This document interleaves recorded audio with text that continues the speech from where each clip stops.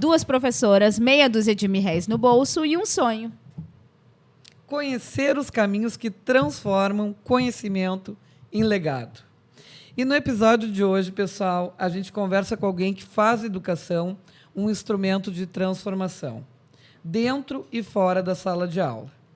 Ele é professor de História e Filosofia na nossa escola. Conhecemos muito bem, então, nosso colega de trabalho, amigo, professor Vicente.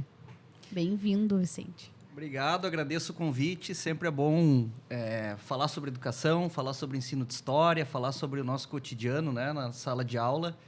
Prazer estar aqui conversando com vocês. Então, Vicente, conta para nós um pouquinho hoje, então, da tua história.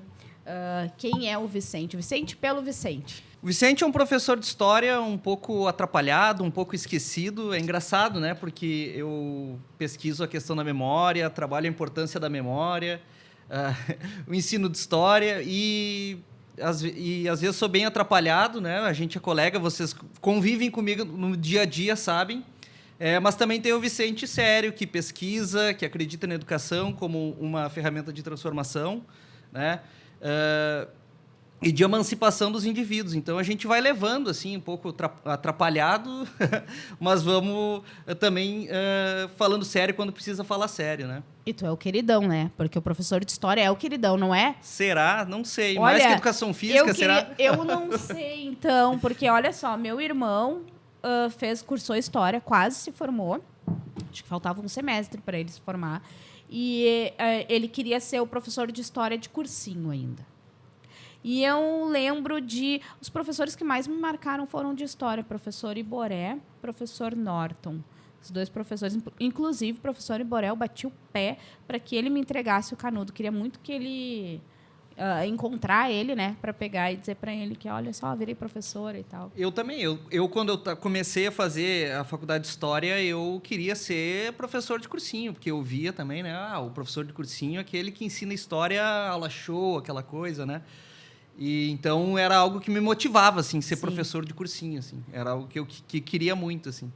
Até cheguei a ter experiência em cursinho online, né? Dei aula online, em pré-ENEM, em pré-vestibular, e que foi bem legal, assim, mas hoje eu gosto da educação básica, assim, o ensino fundamental é algo que eu gosto muito, assim.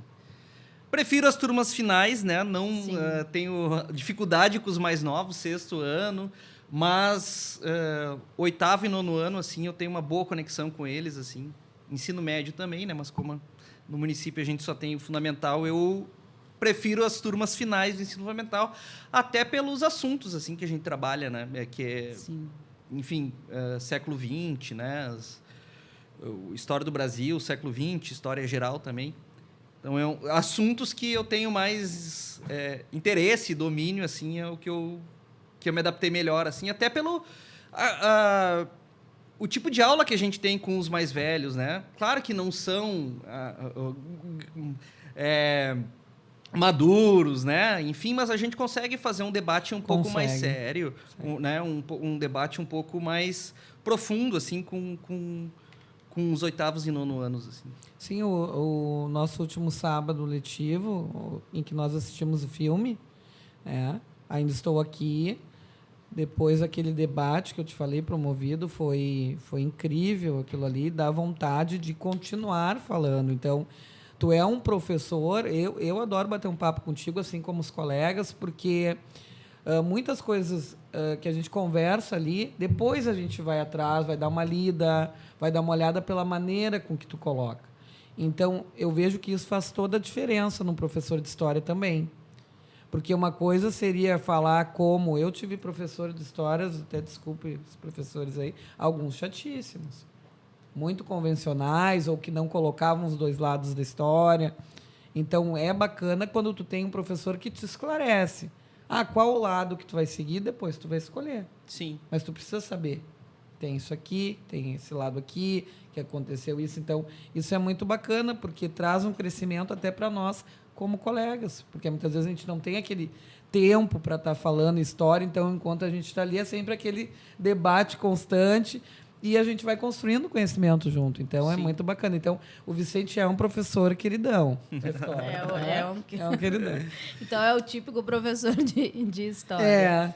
E como é que foi, Vicente, tu crescer no interior, assim, que lembranças tu traz da tua infância e em algum momento lá tu pensou em alguma coisa, em pesquisar, em querer saber? Sim.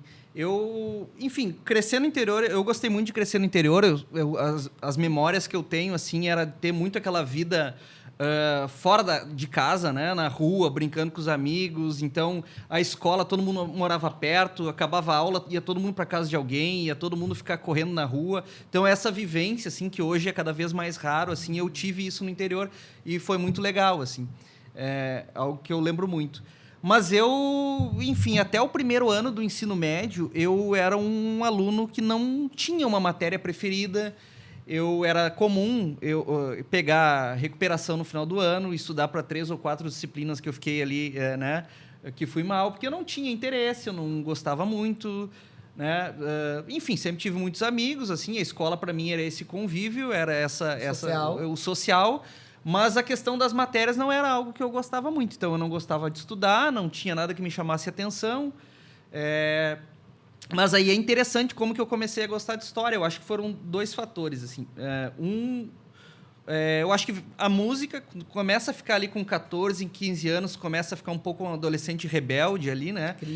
Crítico. E eu comecei a me politizar, assim, a ter um ponto de vista mais crítico em relação às coisas a partir da música, assim. Do rock, do punk rock. Então, eu era aquele adolescente que se vestia de preto, calça rasgada, comecei a espetar o cabelo, porque as letras, né, do punk traziam aquela crítica social. Então, mas era sempre muito a questão mais uma crítica, uma rebeldia, mais no sentido aquele adolescente, assim, né? Daquela fase da vida, assim, de se aborrecer com os pais, com a autoridade, com tudo. E aí... Enfim, aí comecei a me aproximar na internet, assim, da turma que escutava o mesmo som que eu, e a gente tinha um grupo na internet que fazia fanzine, que é um jornalzinho, assim, artesanal, com colagem, com desenho, com textos, e aí era um conteúdo já mais politizado, assim, eu comecei a me politizar, comecei a ler sobre anarquismo, os pensadores anarquistas e tal, e aí comecei a me politizar a partir daí, escrevendo um fanzine, né, que era blog também, e aí começou. Mas a história... Porque na verdade, nesse momento, eu até pensava, o que eu vou fazer? Aí, quando eu comecei a fazer parte, escrever um fanzine, quero fazer jornalismo, então, que é a coisa que me interessa, né? Um jornal, um fanzine, fazer... Só que eu também pensava muito em publicidade e propaganda, porque eu gostava muito de desenhar. Então, eu gostava de desenhar desde criança, assim. E eu adorava desenhar rótulo. Assim, eu tinha uma coisa por rótulo de cerveja, rótulo de vinho, pesquisava rótulo antigo de erva mate, criava marcas, assim, com desenhos próprios. Então, era algo que eu sempre consegui me expressar muito bem a partir do desenho. Então, publicidade, propaganda, jornalismo... E aí, como é que eu fui para a história? É uma história até com a sala de aula, porque eu estava numa aula de física, no primeiro ano do ensino médio, e aí eu estava incomodando muito naquela aula, o professor me expulsou da sala de aula. E aí, quando a gente era expulso da sala, na escola que eu estudei, a gente tinha que ir para a biblioteca e fazer um trabalho referente àquela aula que tu estava perdendo, né? E aí eu cheguei na biblioteca, eu sempre conto essa história... geralmente no primeiro dia de aula para os alunos, para contar como que eu me interessei pela disciplina. Então, vamos lá, continuando. Sim. Eu cheguei na biblioteca da escola, daí estava a bibliotecária com o trabalho para a gente fazer em cima da mesa, e eu sentei, e quando eu olho na mesa do lado, tinha um livro, assim. E aquele livro me chamou a atenção pela capa, porque o nome do livro é Brasil Nunca Mais. E aí eu disse, cara, quer saber? Eu não vou fazer esse trabalho de física, eu vou ver o que diz aqui nesse livro. E eu comecei a dar uma folhada e aquilo ali me chamou muita atenção. Esse livro é um compilado de relatos de pessoas que foram torturadas no período da ditadura. Então, é um relato desse processo, né, da repressão durante a ditadura. E aquilo ali me chamou muita atenção. Imagina, eu tô com 14, 15 anos lendo o relato dessa... Impressionante. Isso. Então, aquilo ali me chamou muita atenção e eu comecei a me interessar mais por história, assim. Daí comecei a me interessar por essa questão da ditadura militar, comecei a me interessar por outros períodos da história do Brasil e comecei a, enfim, me inteirar mais do assunto, comecei a participar mais das aulas de história e comecei a ter a disciplina preferida, que era história. E aí, no todo o ensino médio, eu disse, eu gosto tanto de história, assim, eu acho que eu quero ser professor de história, né? E aí, esse foi o meu interesse, né, o início. É curioso, né, porque a gente às vezes não sabe o que quer, né? Se vê um pouco perdido, assim, ainda mais quando é adolescente. Mas e aí acontece uma coisa que... E tu decidiu cedo até, né? Pois é. Cedo. E tu pensou em desistir em algum momento, quando tu entrou na faculdade? Eu acho que nos primeiros estágios, né? Que é sempre difícil. A primeira vez que tu vai entrar em sala de aula é difícil, porque é aquilo, né? Aí tu pensa, não, eu quero ser professor de história, porque... Enfim, eu sempre fui um cara muito extrovertido, assim, né? Gosto de brincar muito, gosto de dar risada, levar a vida... Né? Apesar de me revoltar com muita coisa no mundo, eu me recuso a ser um cara carrancudo, assim. Sim. Eu gosto de levar a vida com bom humor, assim. Sim. Então, eu... aquela coisa, eu vou ser professor de história, vou ser aquele professor de cursinho, engraçado, que todo mundo vai gostar das minhas aulas. E aí, quando tu vai o primeiro estágio ainda na faculdade, tu entra na sala de aula numa turma de 6º ano, e geralmente é difícil os estagiários, né, que estão entrando terem aquele respeito que o professor titular já tem. E aí, tu não tem domínio nenhum de turma, tu não consegue controlar aquilo, tudo que tu planejou vai por... E aí tu para e pensa, cara, não vai dar. E aí tu tem que ter muita força de vontade. Se não, uma hora eu vou melhorar, uma hora eu vou ter domínio, eu vou pegar a manha, né? Vou pegar a manha que eu ainda não tenho. E aí vai para um segundo estágio já um pouquinho melhor. Aí depois, quando tu vai dar aula pela primeira vez, depois de formado, também não vai sair... É com o tempo, a gente pega um jeito de dar aula com o tempo, né? É verdade, é a prática, com certeza. Eu lembro também, a gente já conversou sobre isso na escola, que no início parecia uma aluna junto com eles, né? Então, era totalmente a falta de domínio. Eu quase que eu sentava com os alunos e ficava conversando. E vocês que são de área já não tem aquilo que eu, por exemplo, tive na pedagogia, né? Que é essa questão do domínio de sala. A gente nós não temos deu isso. Uma aula, uma cadeira quase que sobre nós isso. Informou, pega a pastinha. Planejamento e tudo mais. Então, aquela rotinazinha da escola ali, mais ou menos, a gente tem.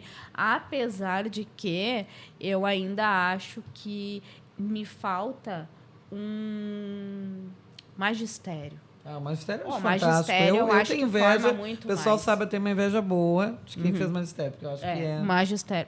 Forma muito mais. Para quem é professor, Porque eu também cheguei com esse, sabe, desde o estágio, eu até não senti dos alunos, assim, não me ver com menos autoridade do que a professora titular. Mas... e agora o que eu faço, sabe? Botar o pé ali e agora o que eu faço? Até na sala dos professores eu chegar assim, e agora? Com quem que eu falo? O que eu faço? Não, e aquela coisa, tu quer entrar para...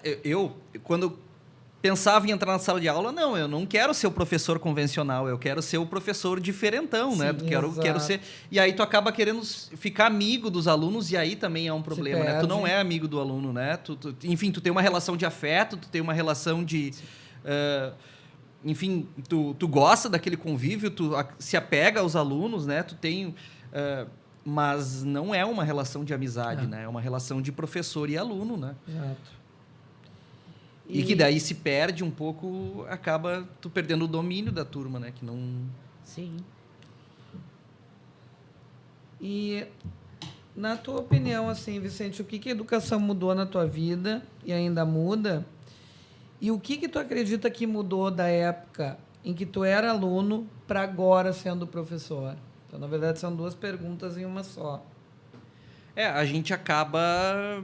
enfim, pagando os pecados, vamos dizer assim, né? Como eu relatei antes que eu era um aluno que não queria nada com nada, agora dar aula para alguns alunos que não querem nada com nada é da vida, né?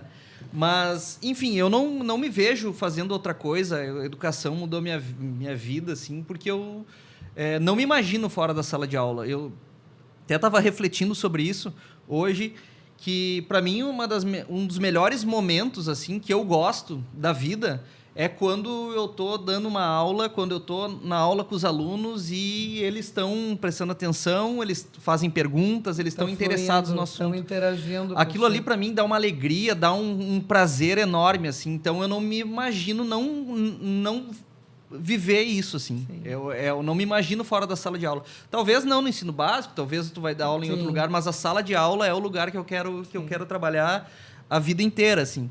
E... Claro que, às vezes, aí, completando a outra pergunta, que é já pensou em desistir, né?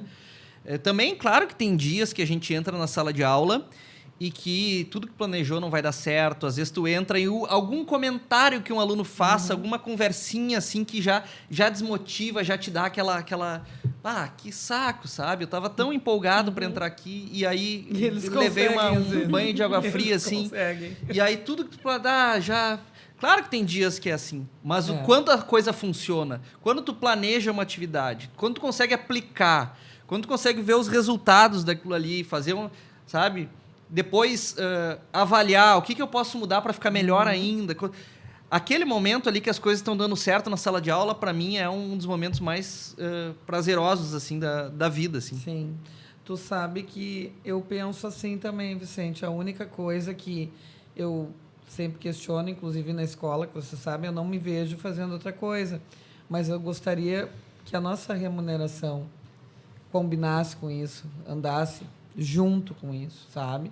Mas eu gostaria de sempre estar trabalhando para crescer, para melhorar em sala de aula, mas muitas vezes aí as autoridades, inclusive nós tivemos o secretário aí de educação do município há pouco tempo, que nos disse que inclusive pretende mexer no nosso plano de carreira, a gente pretende que seja para melhor, que seja para mais, que seja para valorização realmente de nós educadores, porque realmente na minha caminhada, assim, mais de 15 anos, eu digo, muito poucos colegas eu conheci que não trabalhavam.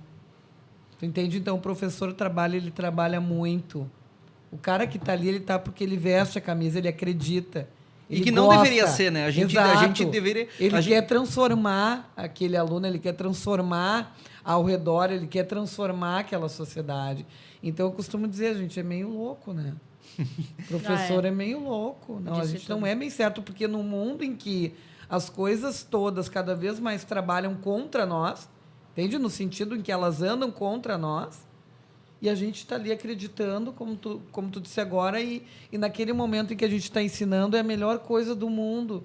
Sim. A gente pensa assim, que dentro eu tô, que dentro é uma magia, uma mágica que acontece. E aí, nesses momentos que a gente fica desmotivado, eu fico desmotivado também, a gente tem que se agarrar nos momentos bons para continuar, ou naquele aluno que a gente salvou, ou naquela turma que a gente melhorou, né, para continuar, não é assim? Sim. Então, são dias e dias, né? E eu me preocupa um pouco, assim, existe essa ideia da não valorização não vem só de governos, né? Vem também de parte da sociedade, que enxerga a gente, assim, como... algo que não é tão importante como sei lá, vamos dizer, um médico, um advogado, um empresário, enfim. O professor não está gerando emprego, o professor está... Então, é visto assim e até o professor universitário, né, passando da educação básica, assim, parte da sociedade não reconhece o papel da educação. Assim. Acaba sendo a escola um lugar que... depósito de crianças. E da onde que vocês acham que vem esse, mais ou menos, de quando esse da sociedade não valorizar o professor? Eu lembro de anos atrás, né, quando eu era menina, minha mãe sempre falava, professora falou, é lei. Eu vejo agora que chegou a minha vez de agora eu ser a dona da lei. Não é bem assim, já não posso mais, porque às vezes vem um pai, uma mãe, alguma coisa, te cobrar, poxa, isso aqui, não sei o quê, e não é nada assim do meu comportamento com o aluno, é alguma coisa que vem do aluno para com a escola, não, né, necessariamente comigo. vejo com colegas acontecendo também, a gente vai planejar um trabalho e daqui a um pouco, não, tu não vai fazer isso daqui, porque isso daqui não diz respeito, não é o que a família acredita, não sei o que e tal. Pronto. Eu vejo a sociedade hoje em dia querendo comandar dentro da escola. Sim. E a gente não vê isso em outras profissões. Então, até teve, acho que foi o Jonas, né? O vereador Jonas Reis, que pegou e falou aqui, ele disse assim, não vai eu pegar e dizer pro cirurgião, não, tu não vai usar essa linha aí, tu vai usar tal, porque eu quero essa daqui. Não, e dentro da escola acontece isso. Todo mundo se mete na educação e quem nos representa, geralmente, muitas vezes, nem é da área da educação e nem conhece uma sala de aula. Isso eu acho um problema sério. Acaba sendo que a gente... é uma perda de autoridade do professor, né? No sentido de não reconhecer que a gente, enfim, estudou, que a gente se preparou, que a gente, né, tá ali, a gente se qualificou para estar ali, né? E aí todo mundo quer dizer como a gente tem que fazer, como tem que ser a aula do professor A, como que tem que ser a educação, como que a escola tem que funcionar. E, na verdade, eu acho que é muito saudável que, em muitos aspectos, a escola e as famílias, por exemplo, discordem. Porque o papel da escola não é reforçar uma visão de mundo que a família traz. Não é desrespeitar os valores, a visão de mundo da família, mas é fazer com que os alunos percebam que o mundo é diverso, que existem pensamentos diferentes, que as pessoas são diferentes, que há realidades diferentes. Então, essa sociabilidade que a gente tem na educação, é preciso que a escola valorize, que a escola debata isso, que a escola acolha todo mundo. E muitas vezes as famílias não entendem. Não, é o ponto de vista meu que tem que estar ali, o meu filho foi criado assim. Gente, as crianças, os jovens, os adolescentes estão ali sendo preparados para viver o mundo porta fora de casa, né? Então, a gente tem que estar preparado para acolher todo mundo e, enfim, resolver conflitos, né? Enfim, trabalhar pela diversidade, pelo respeito, Então, muitas vezes não entendem, né? Parte da sociedade não entende isso, acha que... E as famílias muitas vezes não entendem, né, Vicente? O ano passado, você lembra que eu havia preparado o teatro, e o teatro falava justamente da diversidade religiosa. Então, imagina, um campo em que eu entrei, em que eu estudei com os alunos, em que nós fizemos pesquisa, daí cada grupo teria a cena, né, de todas as turmas, trabalhando todas as religiões. Sim. As famílias foram lá na escola. Porque como se fosse estão tentando... Exatamente. Desde o início do projeto, eu disse, pessoal, é para informar. Exato. É para que vocês saibam como funciona cada ritual, cada religião, como é que funciona. Não que vá se converter. Não que... Nossa, foi um problema. Eu tive que realmente desistir desse projeto e eu fiquei bem chateada porque foi justamente isso que eu pensei. Bom, então a família não aceita que o aluno tenha esse conhecimento diverso de mundo. E a religião entra aí também, assim como a política, enfim. Mas aí, né... Claro, porque a gente sabe que, por exemplo, existem várias religiões e crenças que são marginalizadas. Exato. Né? A gente sabe que há violência, por exemplo, contra as religiões de matriz africana, os terreiros, enfim. Então, qual é o papel da escola? O papel da escola é, evitar resolver esse tipo de conflito, porque ali é um espaço de diversidade, de convívio, a gente está preparando os alunos para uma convivência em sociedade. E o papel da educação é isso, é trabalhar o respeito, direitos humanos, enfim, né, diversidade. Isso aí. Uhum. E qual o papel do professor no mundo atual, na tua opinião? E se ainda temos espaço, né, para pensar criticamente? Essa é uma boa pergunta. Eu acho que a educação é fundamental, mas eu acho que a educação tanto ela pode ser uma ferramenta de conformismo, né? De criar pessoas conformistas, quanto também pode ter o papel de despertar o senso crítico, né? Então, só que ele acha que a educação é importante, mas não é qualquer tipo de educação que vai transformar o mundo. É preciso a gente trabalhar de maneira crítica determinados assuntos, né?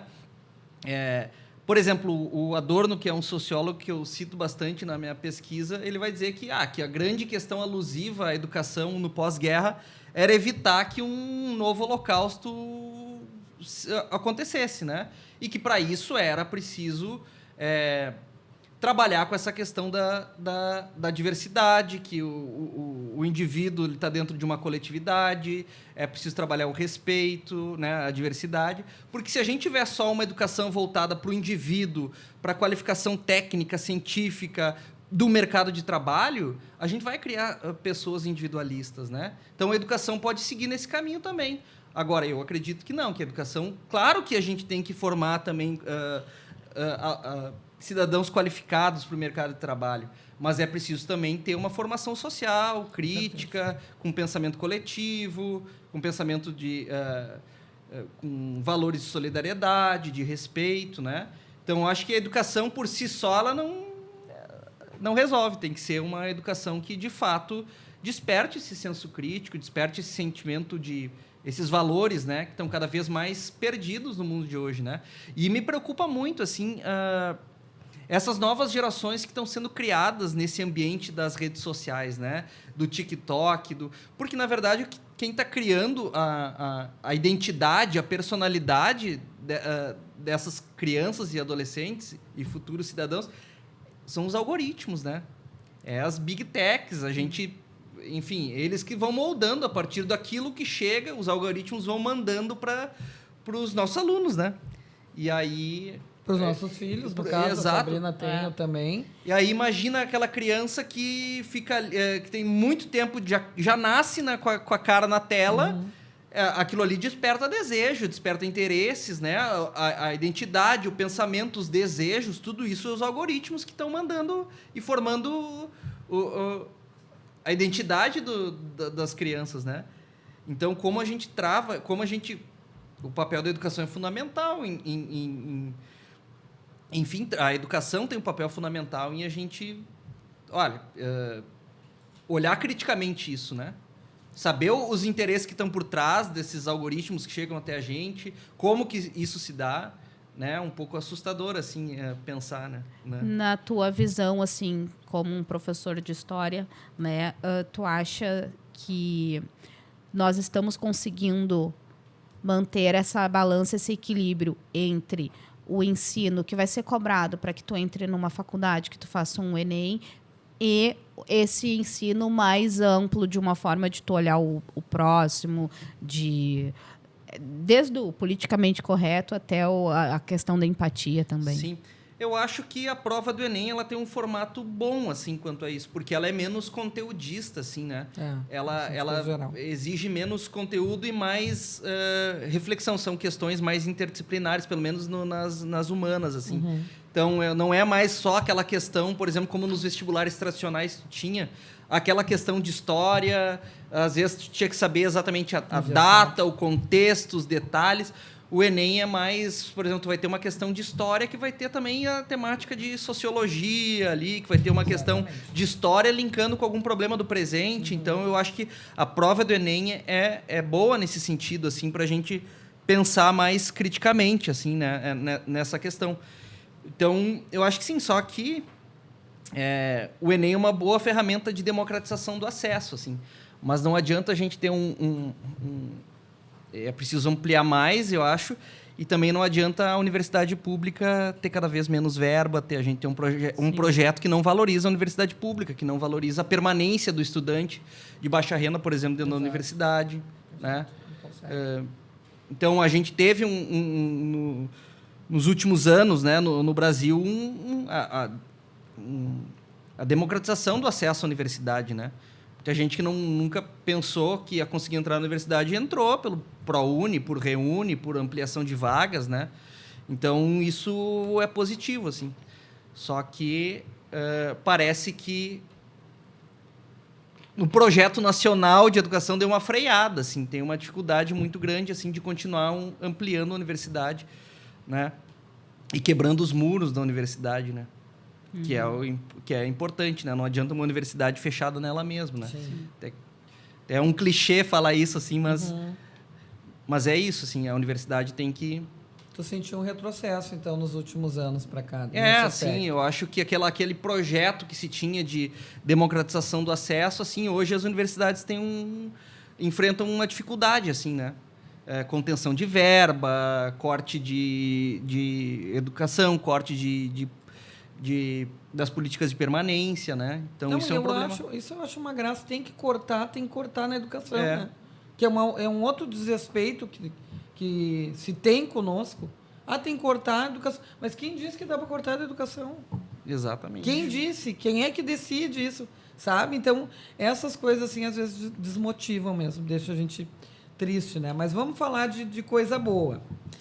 Vicente, lá na escola, tu está promovendo, então, a Semana da Memória, né? Que é um projeto que está dando o que falar sempre positivamente. E... conta pra gente, né? O que é a Semana da Memória? Para quem é esse projeto lá na escola? Sim. Na verdade, esse evento, né, da Semana do Direito à Memória e à Verdade, ela foi fruto, na verdade, de uma pesquisa que eu fiz no mestrado, né?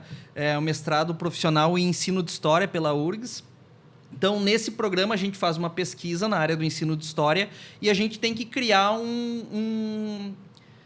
uma atividade pedagógica com os nossos alunos. Tanto é que um dos pré-requisitos para entrar nesse programa é que tu tem que ser professor, tem que estar no chão da sala de aula. Então, isso é um programa legal porque a gente acaba, aquilo que eu falava, quebrando o muro da universidade, né? Eu estou fazendo uma pesquisa na URGS, mas, ao mesmo tempo, eu estou levando essa pesquisa lá para o chão, para os meus alunos, para a sala de aula onde eu estou do ensino básico. Então, qual foi a minha pesquisa? Eu criei uma oficina de crítica documental, né, para a gente ler os documentos, né, da ditadura e tentar fazer com que os alunos entendam como é o processo de conhecimento histórico, de produção do conhecimento histórico a partir dos documentos, mas também de fazer uma análise crítica dos documentos. Esse documento histórico ele foi escrito por alguém, em algum contexto. Então, também era um problema que eu via era o seguinte: como a ditadura civil-militar é um tema longe dos nossos alunos. Às vezes, quando a gente fala de ditadura civil-militar, que acabou em 85, de 64 a 85, parece que, às vezes, quando eu entrava na sala de aula para trabalhar esse tema com os alunos, era como se eu estivesse falando lá da Grécia Antiga, né? Então, como isso é um tema distante e é a história recente do Brasil, né? E é como se, então, a ditadura não tivesse acontecido também no bairro que os nossos alunos estão, naquele contexto, não foi afetado por esse contexto da ditadura. Então, a ideia era, a partir dos documentos, a gente começar a ver quais são os passados que ainda estão presentes da ditadura. Então, era a oficina de crítica documental, os passados presentes da ditadura civil-militar. E aí eu selecionei os documentos que eram na área da memória, que é porque o nome da nossa escola é Governador Ildo Meneghetti, que era o governador do Rio Grande do Sul no período do golpe civil-militar. Mas não só, ele também ajudou a articular, né, a derrubada do João Goulart e a implantar aquele regime ali. Então, e o nome da nossa escola, na verdade, a escola tinha um outro nome antes, que era Dolores Alcaraz, que é o nome da nossa biblioteca lá da escola. E aí o Ildo Meneghetti foi, se não me falha a memória, 82 ou 84, que o prefeito, na época, Socias Vilela, por decreto, faz uma homenagem ao Ildo Meneghetti, colocando o nome da escola. Então, é uma homenagem dada ainda no período da ditadura. Se eu tenho um nome de uma escola, eu estou fazendo uma homenagem. Isso dá uma visão positiva. E aí eu quis, enfim, trabalhar com quem é o Ildo Meneghetti, porque os nossos alunos acabam tendo uma visão positiva e, bom, vamos ver, então, como que ele atuou nesse contexto do golpe. E aí eu selecionei os documentos que era Tô falando demais, assim? Não, tá ótimo. Não, é isso aí mesmo. Eu selecionei alguns documentos que eram os decretos que ele assinou no dia do golpe, que ele confiscava os meios de comunicação e os combustíveis. Então, para evitar que houvesse um levante contra o golpe a partir dos meios de comunicação, né, como uma espécie de censura ali naquele contexto, também controlar a circulação de pessoas para algumas pessoas não poder circular ou fugir, ou enfim, né? Então ele articulou, mudou inclusive a capital do Rio Grande do Sul para Passo Fundo, porque as tropas eram leais a ele lá, e anos antes tinha tido o movimento da legalidade aqui, né? Que foi uma resistência, uma tentativa de golpe. Então, para não repetir o sucesso da legalidade, ele muda a capital para Passo Fundo e aí tenta ajuda a articular o golpe lá de Passo Fundo. Então, esses 2 documentos, que eram os decretos que ele assina confiscando os meios de comunicação e os combustíveis, os alunos, então, tinham que ler aqueles documentos e aí eu preparei um questionário. Quem assina, qual a intenção que ele tinha, qual era o contexto, o que estava acontecendo no Brasil. Então, um questionário que ajudava os alunos a ler criticamente aqueles documentos. E a interpretar. E a interpretar. Esse foi um dia da oficina. O outro dia era uma revista, a revista Manchete da época, que faz uma reportagem tratando o Ildo Meneghetti como herói.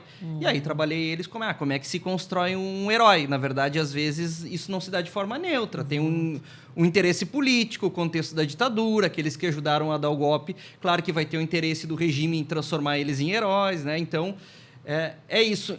Trabalhei um pouco essa memória. Por que essa memória da ditadura como um elemento ainda presente da ditadura na atualidade, né? Então, isso seria um passado que ainda está presente. Essa memória, essa homenagem a uma artífice daquilo tudo. Né? E aí eu também quis trabalhar a questão do projeto econômico da ditadura, porque o bairro da escola, Santa Rosa, ele foi criado nos anos 40 e 50, mas durante o período da ditadura, os anos 60 e 70, passou por um processo de povoamento, assim, ampliou a população do bairro e foi um processo bem desordenado, assim. Então, eu tenho um livro que é o Memória dos Bairros, que eu usei como referência, que ali tem o depoimento dos primeiros moradores desse período. E ali eles relatam as múltiplas carências, né? Falta de saneamento, moradia precária, alagamentos, né? Então, quis perguntar para os alunos, olha, na época da ditadura, essas múltiplas carências que os moradores viviam, ainda existem esses problemas como uma permanência? Ainda existem esses problemas? Eles dizem, muita coisa mudou, muita coisa melhorou, mas ainda alguns problemas a gente continua enfrentando, né? Então eu quis trabalhar um pouco isso, um pouco da formação do bairro e um pouco dessa memória da ditadura ainda presente. Beleza, aí eu fiz essa oficina, foi bem legal, os alunos, enfim, acabaram descobrindo o papel do Ildo Meneghetti nesse processo histórico todo, e aí a gente começou a questionar, então, o nome da escola a partir, né, achou que, nada a ver, poderia ter outro nome, enfim, não tem muito a ver com a nossa educação hoje, né? Foi uma homenagem que a ditadura deu para ele, enfim. Então, a gente começou a questionar. E aí, essa foi o meu trabalho de dissertação. Eu fiz a oficina com os nonoanos em 2023. Foi legal, a gente fez um mural do Nunca Mais com os trabalhos finais. Eles fizeram uns cartazes, né, com os elementos da ditadura que eles queriam que não continuasse acontecendo no presente. Né? Foi bem legal. E aí, a dissertação ela ganhou um prêmio, né, que foi o prêmio da AMPU, que é o prêmio da FNLON, que... a AMPU é a Associação Nacional de História, que tem esse prêmio para reconhecer as práticas pedagógicas no ensino de história.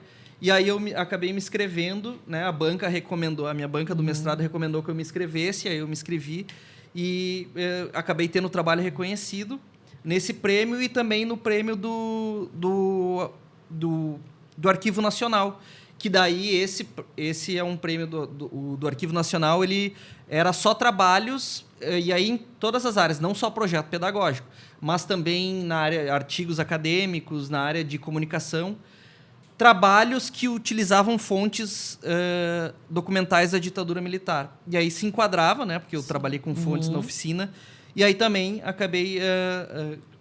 felizmente foi sendo reconhecido nesse prêmio também. Então, agora, enfim, vai sair as publicações, eu vou ir lá para Minas, no Exato, seminário legal. da Ampu, para apresentar o trabalho.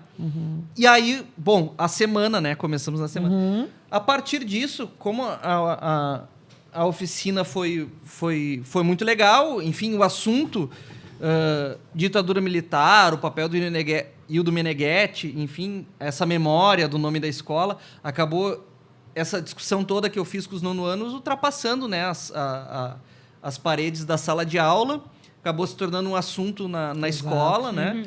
E aí, bom... Assunto nosso, porque aí já todos nós estávamos envolvidos. E aí, em 2023, então, a gente...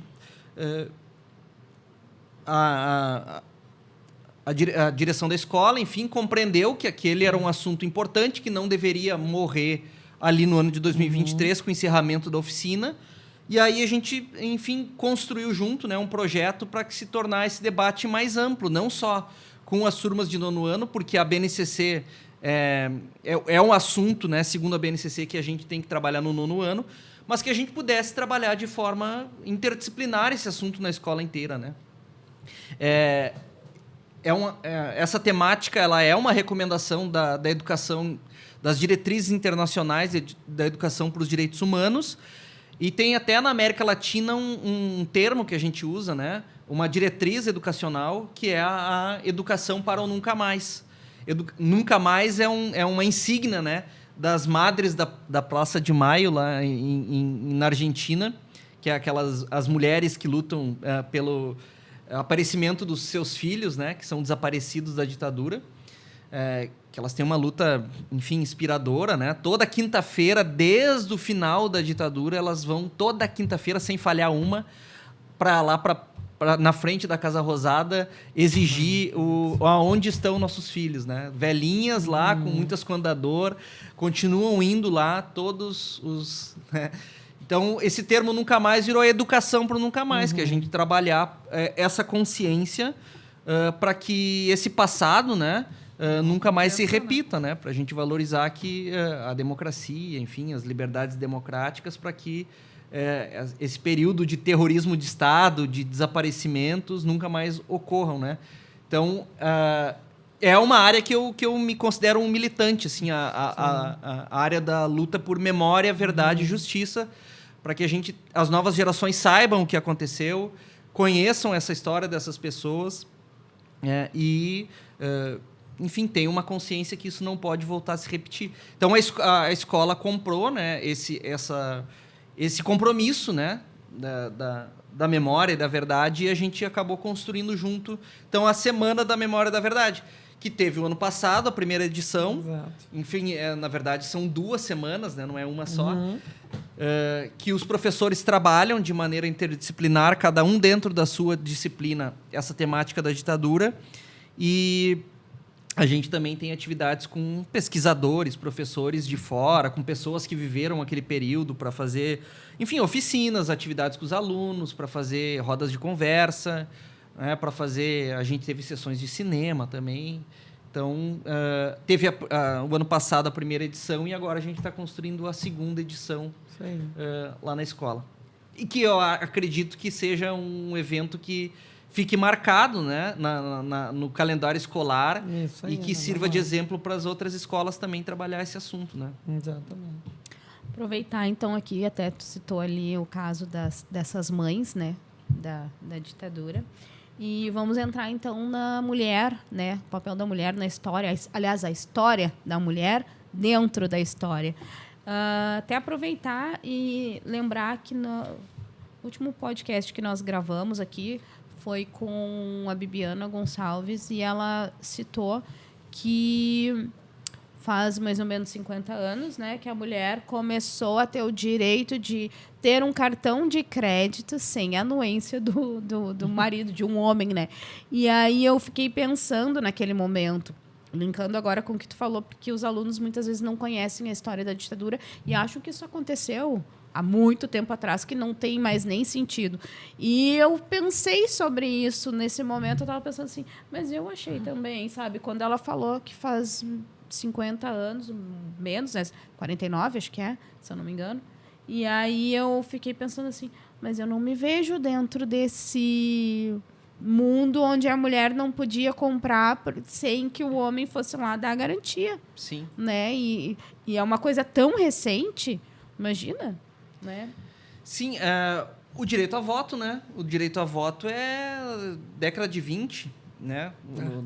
Aliás, década de 30 no Brasil, em 1932, pelo Código Eleitoral, ali no contexto da Era Vargas. Né? Então, a gente vê que... E também, isso não quer dizer que as mulheres não faziam história, não faziam política, não enfrentavam aquela estrutura patriarcal. Né? O fato delas, daquela estrutura impedir a participação, isso não significa que as mulheres não participaram da história. Agora, as mulheres, durante muito tempo, também foram invisibilizadas, né, pela história. A gente sempre teve uma historiografia mais patriarcal, masculina, né?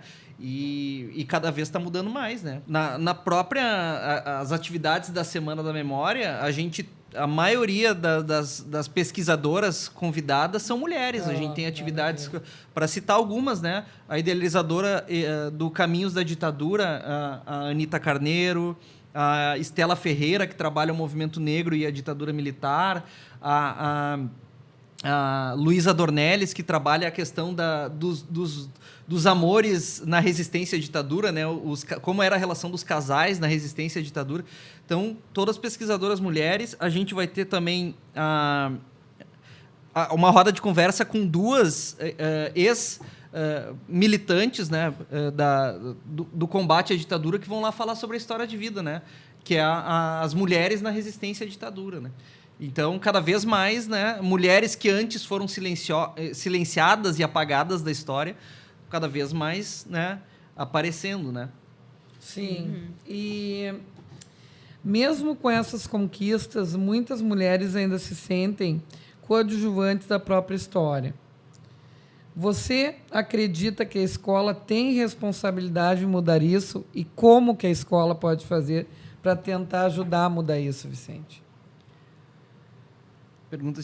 Essa pergunta aí, ela é bem complicada mesmo, porque na verdade ela extrapola, né, a escola, ela vem da sociedade. Eu vejo, por exemplo, dentro da escola, as conversas que a gente tem entre nós, assim, e muitas vezes com os alunos, porque os adolescentes gostam de vir na volta, né, para conversar, e eles prestam muita atenção, né, quando a gente pega e fala assim, mas a mulher também tem... Foi numa aula na biblioteca, estávamos com o 5º ano, e aí estávamos falando do livro da Medusa. Estávamos falando sobre essa mitologia.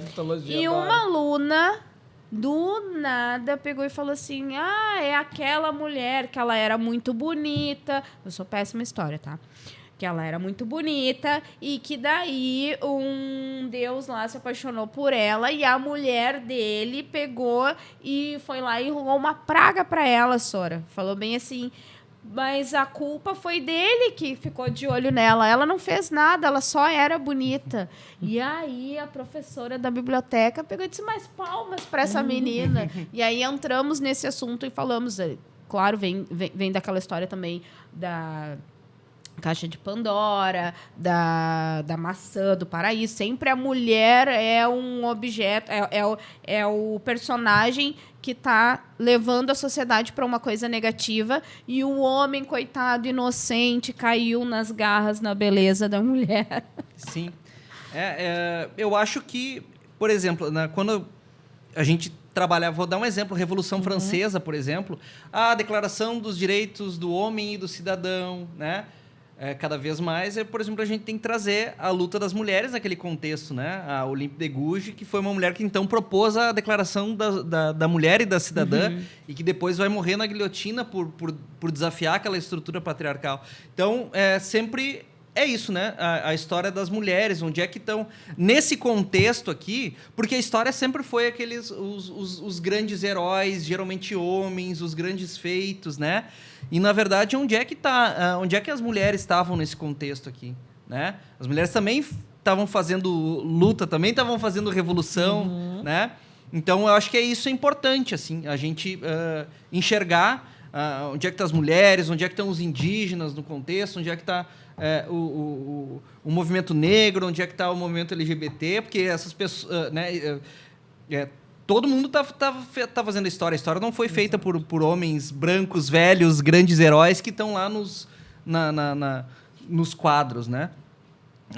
Então é isso. Eu acho que a aula de história tem um papel muito grande, né? Com isso, assim. Tem uma responsabilidade. Exato. Então é trabalhar a história dessas pessoas que muitas vezes foram invisibilizadas, né? Silenciadas.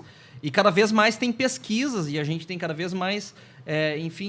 materiais para trabalhar isso, né? Se pegar um livro didático de 10 anos atrás, vai ver essa diferença, né? A gente já vai ver um livro com muito mais diversidade ali, com certeza, do que há 10 anos atrás. Nossa, e, por exemplo, eu que sou da década de 80, meu Deus, o livro era totalmente engessado para aquilo ali. Muitas das coisas que eu acreditava em história, eu fui vendo depois. Exato. Outras versões...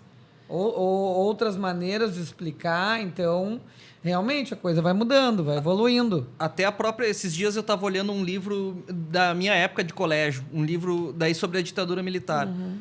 O livro era governo por governo, do Castelo Branco, depois do Médici, depois do Gás, a foto de cada um deles ia indo. Aí, exato. Isso aí. Foi assim tu que eu até aprendi. tinha ali os estudantes na resistência, tu até tinha... Mas hoje, se tu vai ver, vai ter as mulheres que estavam ali na resistência, tu vai ver os indígenas no contexto, vai ver o movimento negro resistindo também. Então, é isso, assim, cada vez essas... a história vista de baixo, assim, né? Que não não é só a história dos vencedores, digamos assim. Também é a história da resistência, né? Eu fico pensando, às vezes, também em relação à mudança do nosso currículo, né? Por exemplo, vocês citaram aí livros que se falava de uma forma da história, sobre certas pessoas na história e não sobre outras. Será que essa mudança nos livros, vamos ver se eu vou conseguir me fazer entender aqui, essa mudança nos livros, tá? Sendo colocada para a sociedade sem esse contexto todo, né? Não é isso que talvez gere essa desconfiança do quanto que o aluno antes ele conseguia fazer uma prova, vamos dizer assim, da URGS, e hoje a prova teve que ser colocada de uma outra forma, porque daí ele tem acesso à universidade. Não sei se está conseguindo entender aonde que eu quero chegar. Porque essa é uma dúvida que muitas pessoas têm e que, às vezes, talvez a gente não está conseguindo explicar isso para as pessoas. Né? Que uma coisa não tem... Uma coisa é uma coisa, outra coisa é outra coisa, enfim. Deixa eu ver se eu entendi. Na verdade, diz que essas novas abordagens, assim, né... Porque a crítica... Não dialoga com o processo... A crítica da formação dos alunos. O aluno que tá se formando hoje, a crítica que eu ouço muito é que ele é menos capaz, eu acho, que talvez eu vou usar esse termo, não sei se esse termo seria o correto, me ajudem se vocês entenderem a pergunta, do que o que se formava antes. Por exemplo, uma prova da URGS, eu até comento muito isso com as colegas, faço essa reflexão. Os nossos alunos hoje, eles teriam capacidade, saindo da escola hoje, teriam capacidade de fazer aquela prova da URGS que nós fizemos? Eu não, porque eu não passei na URGS. Eu nem antes, nem agora. Não, eu acho que é uma prova muito mais engessada, mais conteudista, assim, né? Por isso que eu acho que a prova do Enem, ela é mais... Ela é mais atual, assim, diz mais a respeito da nossa educação hoje, das abordagens que a gente tem, assim. Então, eu acho que a prova do Enem consegue dialogar do que os vestibulares mais tradicionais, né? Isso, sem dúvida, assim. Mas aí é uma questão que o problema, eu acho que é que essas provas de vestibulares tradicionais têm que...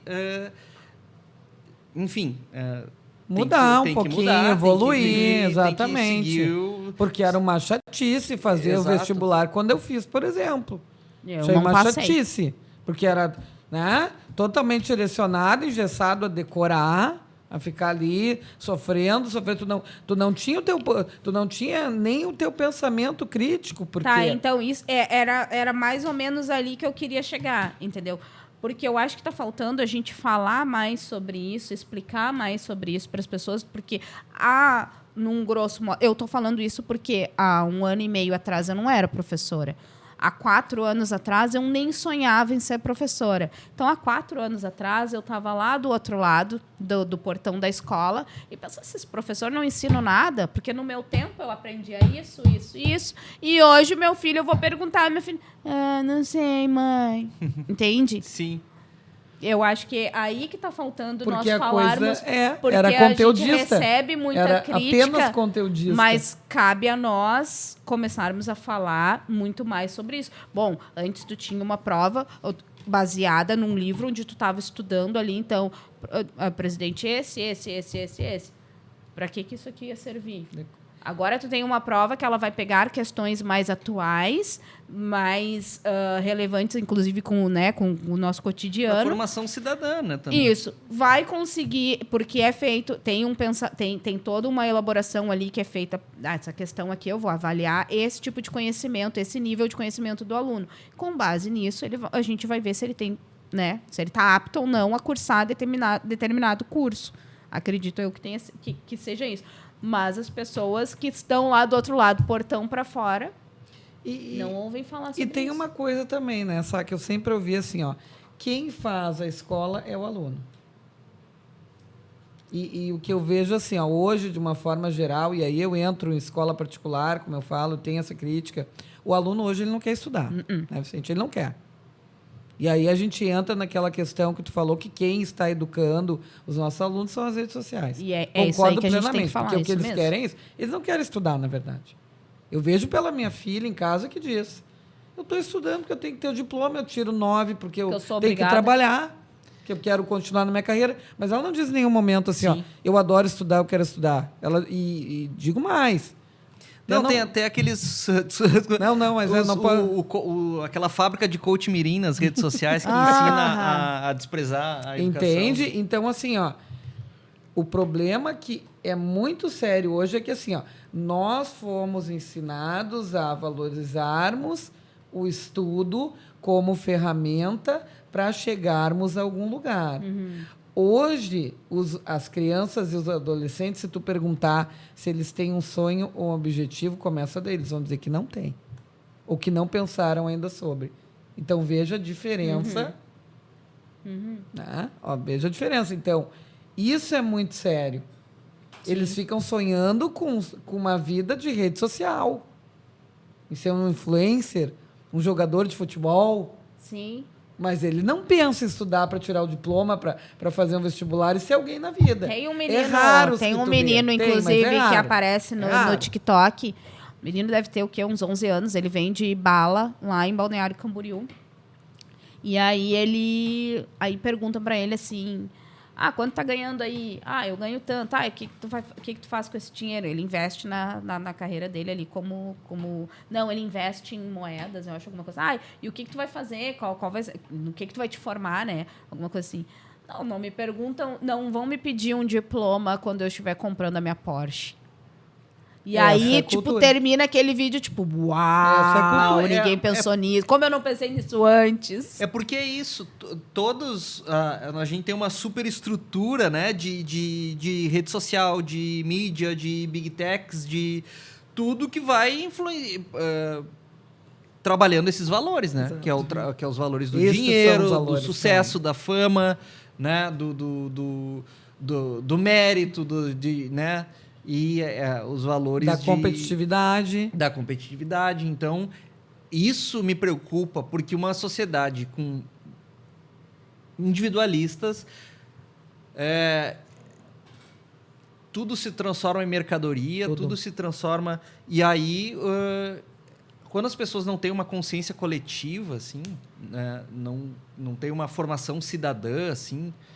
É um passo para a barbárie, né? É o que dizia o Adorno. O Adorno vai dizer, cara, a grande questão alusiva no pós-guerra é a gente evitar que um novo holocausto aconteça. E ele dizia, olha, uma sociedade, nossa, voltada... Isso lá na década de 50, 60. Uma sociedade voltada para o individualismo, só para o consumo, só para a questão do poder e influência que tu vai ter na sociedade. E a gente não trabalha valores coletivos, né? Enfim, as pessoas acabam... E falando... Acaba gerando essas novas... formas de sociedade que uma hora pode acabar num totalitarismo, assim, de exterminar indesejados, botar a culpa em alguém dos problemas da sociedade, essa pessoa precisa ser eliminada, que é o que foi o Holocausto, né? A gente acaba enxergando, enfim, o outro como um inimigo, o outro como um problema, né? E sabe o que me veio agora quando tu falou em barbárie? Me veio os alunos com aqueles vídeos das mortes, das agressões, tratando como uma coisa natural. Isso. Ah, senhor, eu fui lá, eu fiz um vídeo, fiquei lá olhando. Eu tive que ir lá olhar o corpo. A questão, a gente trabalha muito no ensino de história, né? A gente debate muito a questão dos temas sensíveis na história. Tem que ter todo um cuidado. Como que a gente vai abordar, por exemplo, o Holocausto, as guerras mundiais... enfim, esses períodos de tortura, enfim, que ocorreram ao longo da história. E às vezes, quando a gente traz isso em sala de aula, assim, com todo cuidado, e os alunos falam como se fosse algo natural, assim, às vezes dá um choque, assim. Eu até estava vendo, deixa eu só consultar aqui o nome do filme. Eu botei pra gente assistir, eu botei no grupo aqui com a minha família pra gente assistir. É o Idiocracia. Ah, sim. Tá. Esse filme aqui conta a história do cara que ele foi congelado, né? E aí esqueceram dele, né? E aí quando ele acorda, o mundo tá assim, tipo... Na verdade, o mundo tá virado, tá? Tem o Eu vou tentar aqui, acho que eu não vi. Terry Crews como presidente dos Estados Unidos. E usando, tipo, um cabelo, parece um cabelo do He-Man, um negócio meio estranho, assim, um negócio estranho. E aí ele faz a crítica, porque, assim, ó, é um show da política, entendeu? Política virou coisa de show, virou assunto que todo mundo quer ver e tal. Não é recente esse filme, não né? é. Não, e já tem vi, o tá, seu lembrei. político de estimação e tudo mais, o time de tal, o time do outro, não sei o quê. Bom, o filme foi feito sim. com um baixo orçamento, então eles pegaram um calçado que, tipo assim, não, ninguém vai usar esse calçado aqui nunca, então vamos usar isso aqui pra ser, tipo, tri-idiota. Todo mundo só usa isso aqui. Qual é o calçado? Croque. Tipo, e aí hoje tu vê assim, ó, esse circo que tá a política, todo mundo, eu vinha vindo pra cá aqui, eu tava escutando agora política. Tá um circo, tem a função toda a gente usando croque. E eu tava vendo um croque, imitação da Gucci ainda, fazendo até com as pedrarias, fazendo abelhinha e tal, olha só. E isso é uma coisa que me chamou a atenção hoje, e agora na conversa aqui com vocês, também pensar assim que essa juventude aí, o exemplo, inclusive, do menino que eu dei ali, né? A gente aprende que a criança e o adolescente, eles aprendem por exemplo. Será que estamos dando o exemplo, nós, como sociedade, estamos dando... Que exemplo que nós estamos dando para que o adolescente e a criança, eles sonhem com isso e não com, de repente, estudar e virar uma professora de português, um professor de história, né? Aonde é que a gente está errando? Será que estamos errando?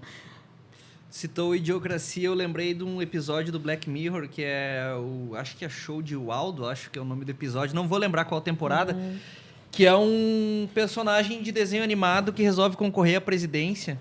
E aí ele fica fazendo piada de todo mundo, assim, como se fosse um palhaço na política, ele ataca todo mundo, ele debocha de todo mundo, e todo mundo já perdeu a crença nas instituições, né? E as pessoas acreditam, não, tem que ser esse cara mesmo, já que ninguém faz nada, vai ser esse cara. Esse pensamento assim. Sim. E aí acabam elegendo um desenho animado para presidente. Então, olha só. É um pouco isso, é o show, né? As redes sociais vira isso. É um show.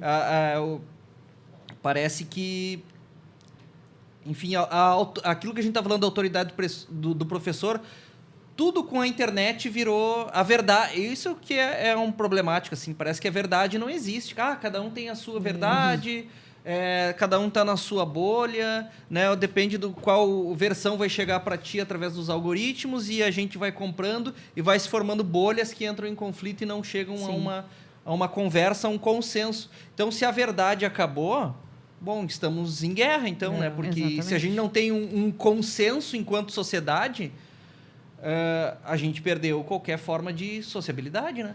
E aí, se não tem mais autoridade médica, se não tem mais autoridade do professor, se não tem mais autoridade da ciência, tudo passa a ser uma disputa de narrativas que estão ali circulando nas redes sociais. Olha o caos que isso vai dar. Por isso que, às vezes, eu sou um pouco pessimista, assim, quanto ao futuro. Eu sou completamente. Eu fico muito preocupada Todo com mundo isso. virou doutor em tudo, Exato, né? porque é aquela coisa, Hoje. não, eu posso ter uma opinião e tudo mais, Sim. mas, cara, eu tenho uma autoridade porque eu estudei um determinado assunto. Por exemplo, vamos supor, um pai do aluno chega para mim, não, tu só fala da questão da ditadura, mas é que eu estudei, como é que eu não vou falar? Eu não tenho como, às vezes, ser neutro nessa questão da ditadura. As pessoas morreram, as pessoas foram perseguidas. E tá então dentro do que a Exato, BNCC também prevê que tu fale, né? Exato, a BNCC, todas as diretrizes educacionais. Sim. Então, cara, assim, tu pode... enfim, ter a tua opinião, né? Falar um pouco, meu avô viveu aquele tempo, isso, tranquilo. Só que não venha negar algo que eu estudei, que eu tenho documentos, que eu escrevi, que tem uma historiografia vasta sobre isso. Não, eu não estou mentindo, eu tenho isso aqui. Então, isso aqui é uma verdade. Tu pode ter a tua opinião sobre a questão... naquele período era assim, era assado.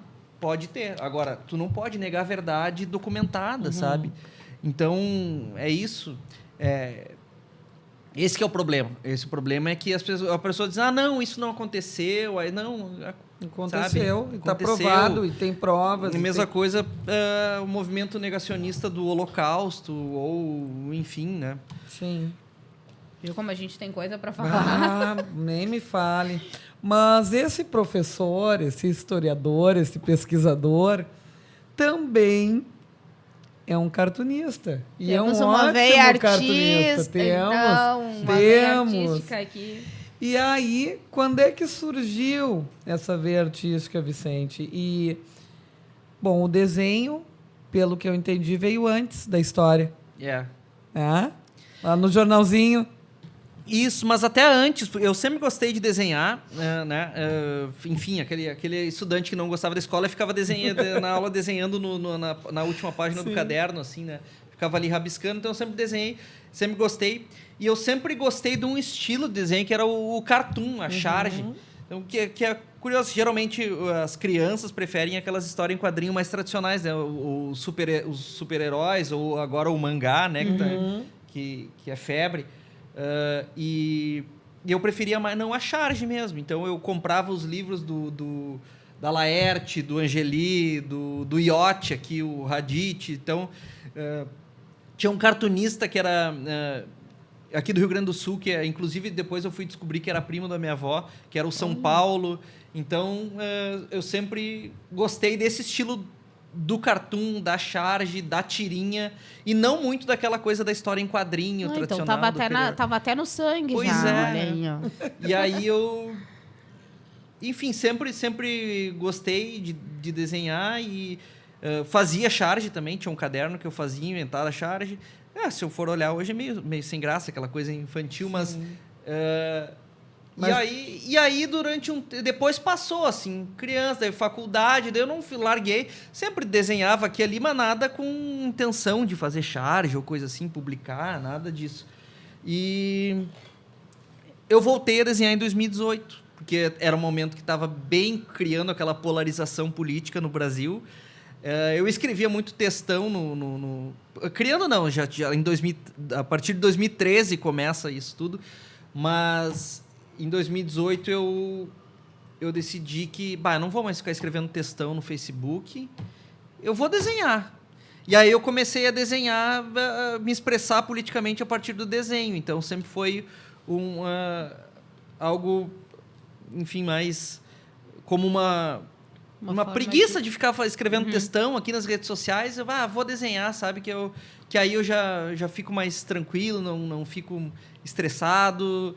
E eu acho que é uma forma legal de se expressar. Assim, Deve ser legal de ver também o que tu planeja transmitir através daquele desenho e o que as outras pessoas entenderam através do teu desenho. Exato, né? exato. Às vezes já aconteceu, por exemplo, das pessoas não entender uma ironia ou outra, ir lá comentar em alguma postagem, o cara não entendeu direito. Né? Mas aí deixa que vai vir outro lá e vai responder para ele. Não, e é bem bacana, depois a gente tem que colocar o link no Instagram para o pessoal conhecer o trabalho do Vicente. Eu gosto muito. Sou suspeita. Fala aí, Vicente. ¡Ferrugem Cartoon. Tinha que ser Ferrugem, né? Não tinha como não, né? Escapar. É que Ferrugem era meu apelido na adolescência. Era um apelido ou era bullying? O que tu acha? Não, era meu apelido, Era até porque eu lembro que tinha os chats de internet e o meu nick, né? O meu apelido era Ferrugem. Então o pessoal me chamava de Ferrugem, eu gostava, não tinha problema. E tu faz na sala de aula cartoon? Não faço. A partir de os agora, alunos então, da os escola alunos não vão poder... conhecem, né? Os alunos da escola, a partir de agora, podem cobrar, então, aula de história com cartoon. Pessoal, alunos, ele é tímido com cartoon. Então, pode até ajudar as outras professoras, o pessoal meu. Tem um aluno para te apresentar, então, do 5º ano, que tu vai ver os desenhos do menino, olha, aquele ali tem futuro. Boa. E, Vicente, se tu fosse um personagem de cartoon... Como ele seria? Olha, inclusive, eu lancei essa semana um personagem que é... Cara, eu ia dizer mas agora estamos aqui no podcast, eu ia dizer que não tem nada a ver comigo, mas na verdade é inspirado em mim, sim, que é o professor Brancaleone. Brancaleone é um filme de comédia italiano dos anos 80 e se passa na Idade Média, então o Brancaleone é um cavaleiro que tem a missão de conquistar um feudo, e ele vai conhecendo várias pessoas desajustadas no meio do caminho, e ele é todo atrapalhado, e eles fazem confusão, afim, acaba sendo uma piada, mas ele tem aquela coisa, né, do espírito, do meio quixotesco, assim, e é por isso que eu botei o nome desse personagem, e aí trabalhar um pouquinho de maneira cômica o dia a dia, assim, da sala de aula, dos corredores da escola, enfim, das coisas que acontecem de uma maneira mais cômica, assim. Então, ele é aquele personagem que é sério, que acredita num mundo melhor através da educação, mas ao mesmo tempo ele é atrapalhado, ele é esquecido, ele faz umas gafes, a galera acaba dando risada dele. Aquela coisa meio... que eu acho que eu tenho um pouco disso, assim. Aquela coisa meio a lá Vicente, às vezes, exato, né? eu Então, sou sério, eu pesquiso, eu tenho... Eu acredito que... Eu sou um bom professor, mas eu também sou atrapalhado, eu também sou desorganizado, eu também sou esquecido, eu também cometo atrapalhada e, enfim, eu sou meio assim. E acabo também rindo disso tudo. Obrigada a dizer que é normal, porque senão eu vou começar a dizer que eu sou assim também, né? Então, e acabo fazendo piada disso tudo e levando a vida e vamos embora, vamos... Isso aí. Do personagem, então, Brancaleone, encontrar duas desajustadas na escola. Verdade.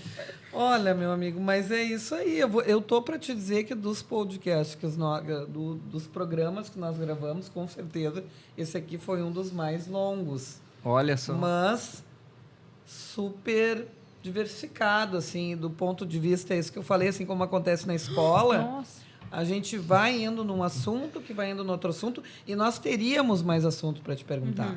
Sim. Mas, realmente, hoje essa conversa foi incrível, mas a gente tem que ir chegando ao final. E se você desse ficou programa, e chegou até aqui, exato, então, ó, você... dá uma curtida e comenta o que tu achou aí do professor. Vamos aproveitar já esse gancho aí também. Vicente, realmente foi muito bom te ter aqui, te conhecer mais, né? Te conhecer melhor, porque apesar somos colegas, mas eu ainda fico lá nos anos iniciais, né? Vocês aí que são colegas mais mais parços, mais do parços. dia a dia. E a gente sempre termina o nosso podcast pedindo, então, para que o nosso convidado faça, né? Responda uma pergunta. E aí a gente queria saber qual é a importância da educação na tua vida. É difícil, Não, é isso. Eu acho que a educação pensar assim, né? Ter uma resposta.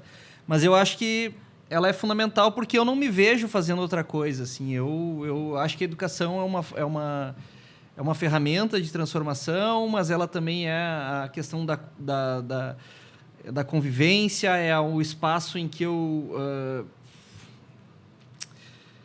acredito que se dá para mudar as coisas, então não me imagino fora da sala de aula, gosto do contato com os alunos, gosto dessa relação, gosto de provocar os alunos, gosto de tentar despertar esse senso crítico, assim. Então, acho que a educação foi importante e continua sendo, assim, porque é algo que eu não me vejo afastado dela. Assim. Como eu falei lá no início, né? Eu não me vejo fora da sala de aula. Assim. Então, ela é muito importante. E, assim, naquela dúvida que eu tinha, né? Jornalismo, publicidade e propaganda e professor de história... que bom que eu escolhi ser professor de história, assim, porque foi uma boa escolha, né? Não me arrependo, assim, eu gosto muito, assim. Mesmo nos dias que, às vezes, tu não dá nada certo, assim, eu sei que vai ter um dia que tudo vai dar certo, exatamente. E vai ser muito bom estar na sala de aula com tudo dando certo, assim. Então, pode ser uma coisa meio romântica, meio boba, assim, mas não, é real, assim,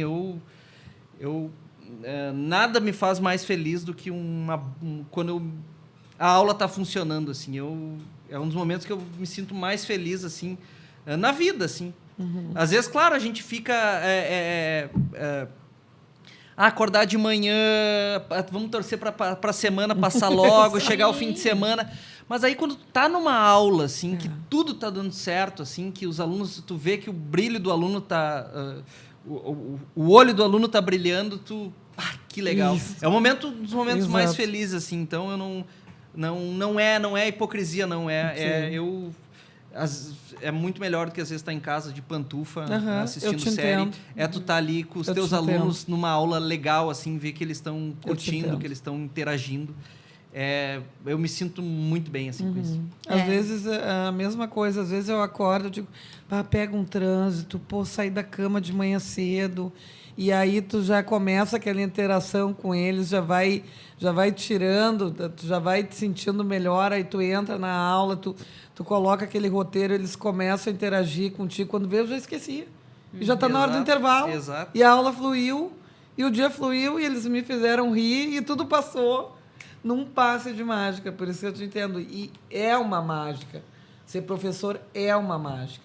Porque o que a gente lida, que a gente conversa em sala de aula, nas salas dos professores, que a gente troca uma ideia, num dia a gente passa por diversas coisas que é aquilo que a gente conversa. Que a gente não é só um professor. Não, e também essa questão dos momentos ruins, assim, os momentos chatos também são importantes e fazem parte do processo. Porque a educação... ela é convívio, ela é essa relação. Então, às vezes, dá um conflito na escola, a gente... claro, é ruim, a gente não quer que aconteça, mas, cara, acontece, a gente vai ter que resolver. A gente vai ter que... né, existe uma postura ética que a gente tem, que a gente também está ali construindo aquele convívio, né? Então, a gente vai ter que resolver problema, a gente vai ter que, às vezes... um aluno vai se chatear com o aluno, vamos conversar com o aluno. Às vezes o aluno teve uma reação com o colega. Às vezes o aluno teve uma reação que tu achou que foi... que te deixa magoado, chateado, mas depois tu pensa, não, cara, faz parte, são adolescentes, são... Sim. Sabe? Então, até os momentos que às vezes é chato, ruim, mas é bom. Depois tu pensa e tu leva aquilo para a vida como algo que, bom, é importante, assim, o que eu estou fazendo, ajudando a resolver conflitos, ajudando... Enfim. Faz parte da nossa essência de professor, né? Que nem a Tati aqui, a gente sempre fala, Até queria comentar aqui, aproveitar também e comentar com o pessoal. Nós temos mais um patrocinador, então significa que exato. o nosso sonho, esse sonho que nós temos, apesar de ainda estarmos com meia dúzia de mil-réis no bolso, ele está acontecendo também. Então, e é uma forma de a gente levar esse pensamento da valorização da educação. Além de sala de aula, que é um dos nossos focos, mas essa educação também no contexto familiar, no contexto da sociedade, sabe?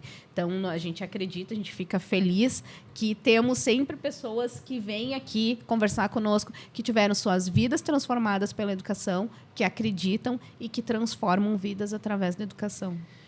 E aí, quando eu digo que até os momentos difíceis, né, não é que não é que nós, professores, temos que resolver todos os problemas, né? A gente não é psicólogo, a gente não é agente social, a gente não é... enfim,